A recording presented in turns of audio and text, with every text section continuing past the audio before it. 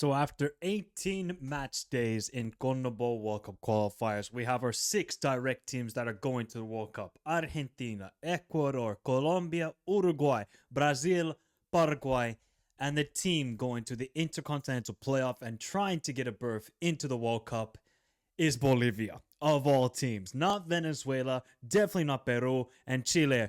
They're down bad, as we all know. Welcome to the review of the Conmebol window for September. Of course, we're going to have a little bit of a shorter video today. Next week, I'm going to drop a longer discussion video talking about all the teams that qualified to the World Cup and how far I think, and I'm going to get some guests on the channel as well, and how far we think each team will progress at the World Cup. But today's video, we're going to talk about Bolivia making it to the playoff, Venezuela, Vinotinto, these guys are cursed. We're going to talk about them. We're going to talk about Ecuador's ridiculous defensive record.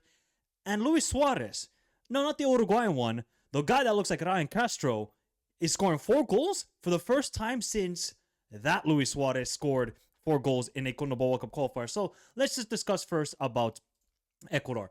Ecuador, they beat Argentina. This defense is just ridiculous. Conceding only 5 goals in 18 matches. They had how many nil-nils? 8 out of the 18 games were a nil-nil. Never conceding more than 1 goal in a match, and had a clean sheet in 13 of the 18 games.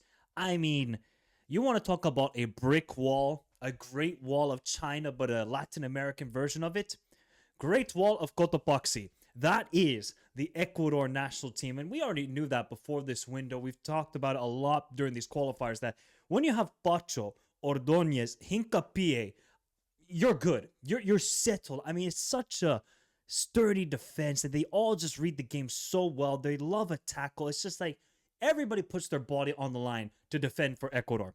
And that's what makes them such a good team. And we know they're going to be a difficult team to play against. It's just what happens on the attack. And it's really going to determine how far this team goes at the World Cup. But, you know, Ecuador, I think they played a little bit better this window. The Paraguay one, not so much. The first half, though, against Argentina, yeah, you could say it's a B team for Argentina. Angulo and Enner Valencia, I thought were great, and also Gonzalo Plata. So there is some encouragement here for Ecuador. One, because their defense, I think, is the best in the world. You can say it's crazy, but I'm just talking about based on performances. It's not about names. If you go by names, people will pick Spain because of Dean Huijsen and Cubarsí. But when you watch Ecuador play, they don't give up a lot of chances. I don't see a 1.1 XG for the opposing team.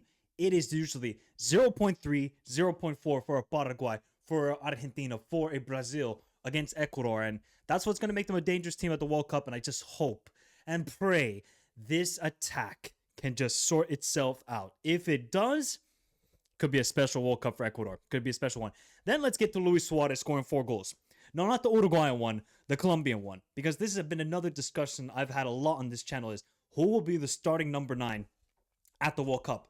And for Luis Suarez to not just drop 1 goal, not 2, not 3, 4 goals for the first time since Luis Suarez of Uruguay dropped 4 goals, and that was like 13 years ago.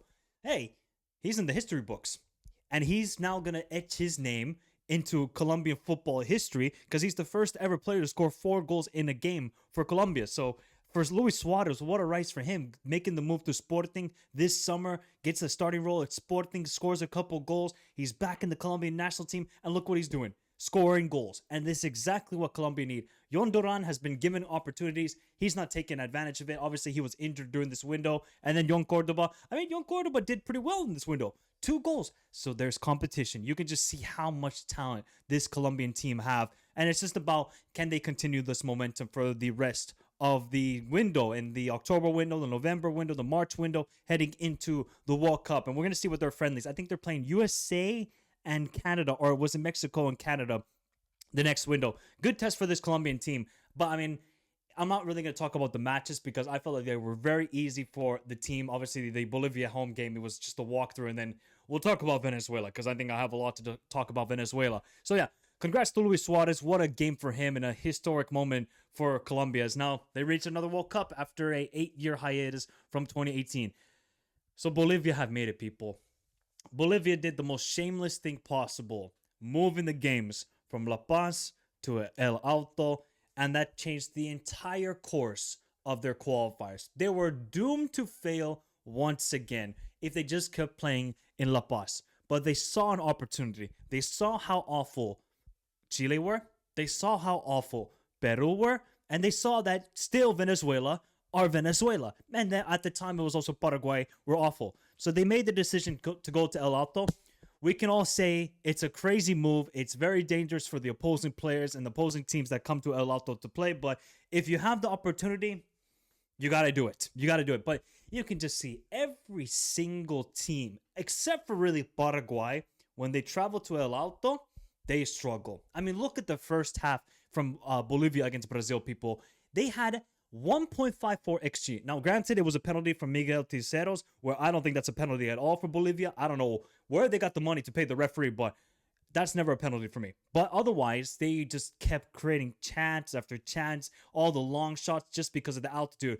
But we have to give a lot of credit to Miguel Ticeros. This young guy at like 21, for how good he has become in these qualifiers, 7 goals in these qualifiers for Miguel Ticeros. It really sucks that, Marcelo Moreno didn't get to experience this moment with Bolivia, because that striker was just everything for the Bolivian national team for such a long time.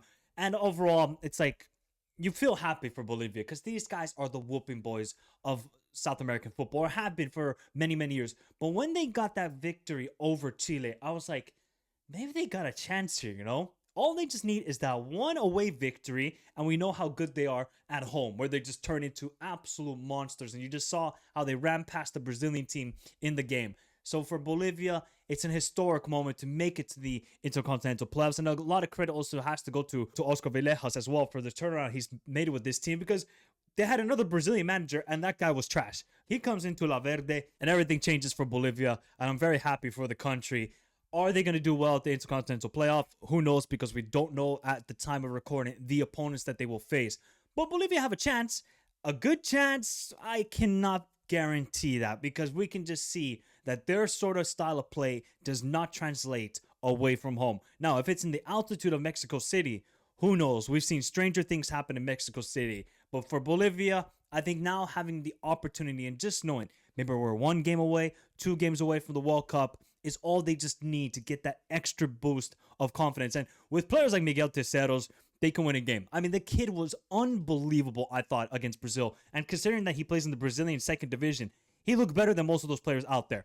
He was unbelievable. And also, shout out to Vilami, the young midfielder who plays for Liga de Quito in Ecuador. A great, great player. So yeah, Bolivia got some talented players. It's just like the shameless behavior of going to the altitude and just going to El Alto.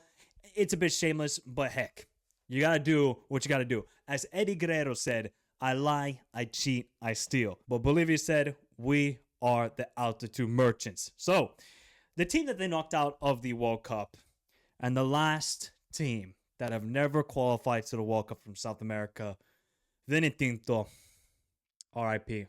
I mean, you know how they say it's the history of the Tottenham? It might be the history of Vinotinto. They had not lost a single home game heading into the match against Colombia. There was the momentum. There was the pressure. There was everything going into this game that you felt, maybe this is the moment for Venezuela. Maybe this is the moment where we're going to see the team shine and take that opportunity. The last remaining team, can they? It's like the feel-good story in all of South America, or maybe most of South America. We're behind them, except for Colombia, because Colombia said, oh no, we want to ruin the party here. The way they just completely capitulated. And that was a thing I talked about with rank as well heading into this window. And for the last couple windows is Venezuela are actually not playing well. You could tell the game at home to Bolivia, the game at home to Peru, they're just squeaking by. Yeah, it's pressure moments in Venezuela, they're getting the victories, but they're actually not playing well. Remember the own goal that Bolivia had to score, or the penalty for Venezuela against Peru? It's like you just can see that there's just too much pressure on this side, and eventually the pressure was too much. I mean, they got the early goal, then Rondon scores. It's like the feel-good moment. It is a perfect movie being written right here in Maturin. And what happens? They completely collapse. It's like when this team, when they were facing adversity and they didn't have the in-game management. Same thing happened away to Chile. They got the 2-1 up in the first half, threw it away even before the half ended. It was 3-2 for Chile. Or no, it got to 4-2 after the second half. like it's the in-game management and the lack of sort of leadership, I think, within the Venezuelan team and from the manager Batista, and that's why he's gone. Aria fuera. I feel so bad for Venezuela because they played so good football heading into the Copa America at the start of these Conmebol World Cup qualifiers, and just to throw it away like they did throughout these last, I would say, 5 to 6 games ever since the Copa America. It must just be so frustrating for Venezuela because they could have easily gotten like 23, 24 points and been super comfortable. Instead, they threw it away with just poor in-game management, and defensively, Angel Ferrasi Navarro, I mean, they were shambles. Shambles, shambles, shambles. I understand if you're Batista, you want to play a very open style of football and kind of just rely on the players. You have to have some in-game management here. I mean, the way they just collapsed. But it's the history of Vinotinto. It's these moments, and they talked about it so many times throughout these qualifiers. Is we don't want to win the Copa America. Our dream is to qualify for the World Cup. Well, we're going to have to wait. And we're going to have to wait. And it's just, it's so heartbreaking for a player like Rondon. And like Rondon deserves to be at the World Cup. This guy, how many goals did he score in these qualifiers? I think he scored more than 6 goals. I want to say 6 goals Rondon scored. 6! And yet nobody else on Venezuela stepped up with Rondon. Soldadinho, where did he go for the last couple of games? Bello, what happened? Aramburu. Venezuela. They might just be cursed, I don't know when they're going to qualify. I don't know what direction they're going to go to right now, but they just need to get a play style that is just comfortable. You don't need to have these chaotic games all the time. They had way too many chaotic games. That's why they conceded how many goals? They conceded 28 goals, which is the second most throughout these qualifiers. They conceded more than Chile, only behind Bolivia, because Bolivia conceded every time they go away from home. So there's your problem right there. Defensively, they were ass. Attacking wise, they were good enough. They scored more goals than Paraguay and Ecuador. It's just the defense cost them dearly, and Vinotinto are out of the World Cup after finishing in 8th place. So the final standings of the Conmebol World Cup qualifiers: Chile had 11 points, Peru with 12 points, Venezuela with 18, Bolivia with 20 points, Paraguay were in 6th place with 28 points. Crazy how from 3rd to 6th, they're all in the same points, just based on goal difference. If this was the normal World Cup and there was 32 teams, Brazil would be going to the intercontinental playoff. Yes, the Seleção. That would have been a crazy final day, by the way.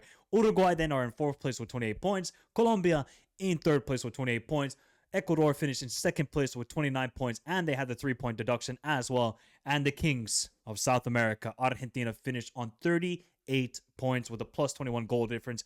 Easily the best team in South America, and there's no discussion about that. But everybody, there is the review for the September window. It's just heartbreaking for all the Venezuelans out there. Congrats to Bolivia. Let's see if they can do well in the intercontinental playoff and don't have the same thing as Peru and lose to Australia. Do not let that happen, Bolivia.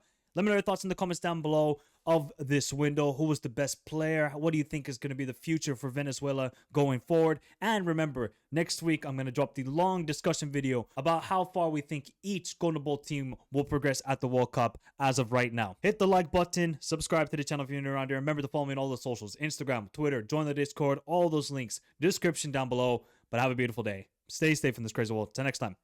Adios.